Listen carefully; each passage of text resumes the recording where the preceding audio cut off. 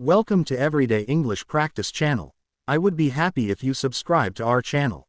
In this video, we're going to take a deep dive into some of the most common mistakes that people make when speaking and writing in English. Whether you're a beginner or you've been learning English for some time, we all make mistakes sometimes. The key is to learn from them and improve over time. By understanding these mistakes, you can improve your English skills much faster, avoid repeating errors, and speak more fluently and confidently. So, let's start by looking at these mistakes, understanding why they happen, and how you can avoid them in the future. By the end of this video, you'll be better prepared to speak and write English with more accuracy and ease. Using very, too much. A very common mistake that many English learners make is overusing the word very in their sentences. It's easy to fall into the habit of saying very over and over, especially when you want to emphasize something. For example, you might say, I am very tired, or this cake is very good, or this place is very beautiful. While these sentences are grammatically correct, using very too often can make your English sound a bit repetitive and even less interesting. If you use very too frequently, it can make your speech or writing feel a little dull. Tip: a good way to avoid overusing very is by expanding your vocabulary. Instead of always using very, try replacing it with stronger, more descriptive words. For example, instead of saying very good, you can say excellent, fantastic, amazing, or outstanding. Instead of very big, try using words like huge, massive, gigantic, or enormous. Rather than very tired, you could say exhausted, fatigued, worn out, or drained. Using a wider range of vocabulary not only makes your English sound more advanced but also keeps your sentences fresh and exciting. You'll notice that your listeners or readers will respond better when you use more varied language, and your English will start to sound much more fluent. Additionally, by practicing and memorizing a list of synonyms for common adjectives, you can quickly expand your vocabulary and make your English sound more dynamic. Confusing much and many. Another very common mistake in English is the confusion between much and many. This mistake often happens because both words are used to express quantities, but they are used in different situations. Much and many can seem similar, but they are not interchangeable. Tip: here's how you can remember the difference between much and many. Use many for countable nouns. Countable nouns are things that you can count individually, such as books, friends, apples, or people. For example, I have many books, she has many friends, or there are many apples in the basket. Use much for uncountable nouns. Uncountable nouns are things you cannot count individually, such as water, sugar, money, or time. For example, I don't have much water, she didn't have much money, or how much time do we have? Understanding the difference between countable and uncountable nouns is key to mastering this aspect of English grammar. A good tip is to remember that if you can count something individually, like 2 books, or 3 apples, then you should use many. If the noun is something you cannot count easily, like water, or sugar, then you should use much. Forgetting to use a or an. In English, many learners make the mistake of forgetting to use the articles a or an before a noun. Articles are an important part of English grammar, and they help clarify whether you are talking about something specific or general. For example, you might say, I saw a car, which is incorrect because you forgot to use a. The correct sentence is, I saw a car. This mistake is especially common among learners whose first language doesn't use articles. Tip: here's how to use articles correctly. Use a when you are referring to something that is not specific and starts with a consonant sound. For example, I saw a dog, I read a book, or she bought a car. Use an when the noun starts with a vowel sound. For example, I ate an apple, she saw an elephant, or he is an actor. Remember, we use a and an when we talk about something for the first time, or when the thing we're talking about is not specific. For example, I have a pen, one pen, not a specific pen, or she wants an apple, one apple, not a specific one. However, when we talk about something specific or something we have already mentioned, we use the definite article, the.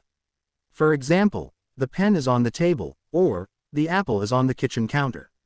It's also important to remember that articles are not used with plural nouns or uncountable nouns. For example, you would say, I have books, not, I have a books, and, I drink water, not, I drink a water. Using double negatives. In English, double negatives can be confusing, especially for learners from languages where double negatives are common. In some languages, it's perfectly normal to use two negative words in a sentence to emphasize the negation.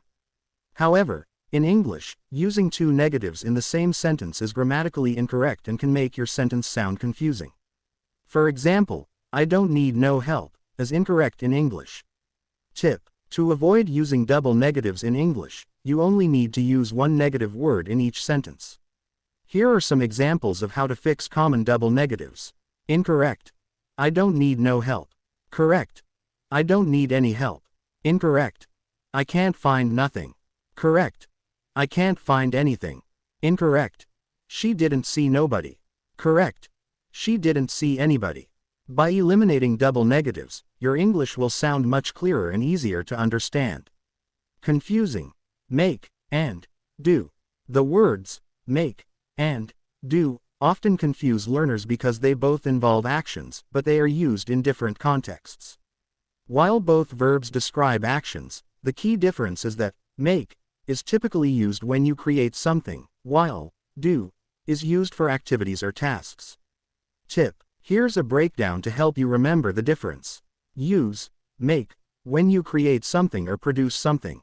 For example, I made a cake. You created something. She made a beautiful painting. She created something. They made a decision. They created a decision or choice.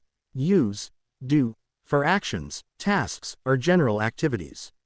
For example, I do my homework, an action, but not creating something. She does yoga every morning. A regular activity. He does all the cleaning at home.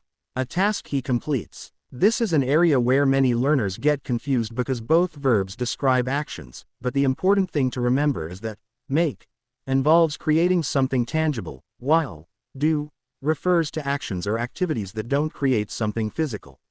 Incorrect word order in questions. One mistake that many learners make is incorrect word order when asking questions. In English, the word order in a question is different from the word order in a statement. For example, you are going to the store is incorrect. In English, we need to invert the subject and auxiliary verb to form a correct question. Tip: here are some rules for forming correct questions. Yes/no questions. These are questions that can be answered with yes or no. The structure is auxiliary verb plus subject plus main verb. For example, are you coming to the party? Do they like pizza? Can she speak French? WH questions. These questions begin with words like what, where, when, why, or how. The structure is WH word plus auxiliary verb plus subject plus main verb. For example, what time does the train arrive? Where are you going? Why did he leave early? If you follow this word order for questions, you'll sound more natural when speaking in English. Overusing. Like, in conversation. Another common issue, especially in casual or informal English, is overusing the word like as a filler word. Many learners and even native speakers use like in conversations when they are unsure of what to say next. For example, I was like going to the store, or she was like talking to me all day. While this may be okay in very informal settings, it's best to avoid overusing like, especially if you want to sound more professional or clear. Tip: if you catch yourself using like too often, try to pause and think before you speak. You can also replace like with other useful phrases or pauses, such as let me think about that. What I meant to say was actually, I was going to say. To be honest, by using these phrases instead of like, you can give yourself a moment to gather your thoughts and speak more clearly and confidently. These are just a few of the most common mistakes that learners make when speaking and writing in English. Remember, it's completely normal to make mistakes while you're learning. The most important thing is to learn from those mistakes and keep improving. Practice makes perfect, and the more you practice, the more confident you will become. Keep watching videos, reading books, and speaking with others in English, and you will continue to improve over time. Keep up the great work, and remember, every mistake is an opportunity to learn and grow. Thanks for watching, and I wish you the best of luck on your English learning journey.